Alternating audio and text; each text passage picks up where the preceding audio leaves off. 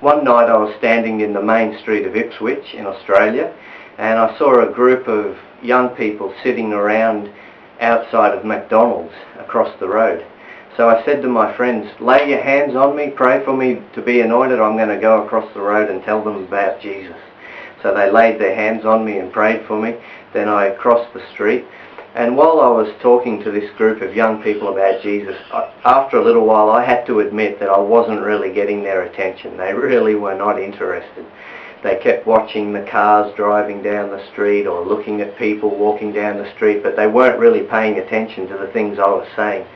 So I prayed, Lord, please give me a word of knowledge so I can get their attention. And straight away the Lord said to me, throats. So I said to this group of young people, God has told me that someone here has got something wrong with their throat. And one guy said, well, that's me. I've got a bad throat. And another person said, I've also got a bad throat. In fact, I need to have an operation on it this week. And they said, how did you know this? I said, God told me.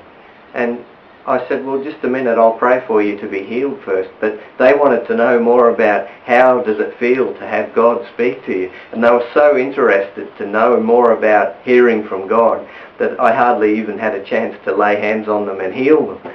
But anyway, I laid my hands on them and prayed for them. And as soon as I finished, they kept asking me about hearing from God. And they wanted to know, when did I receive the Holy Spirit? And when did I first start having God talk to me?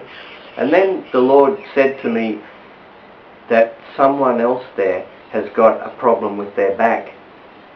And there was a girl there, and she looked at me and she said, that's me, how did you know? I said, God told me.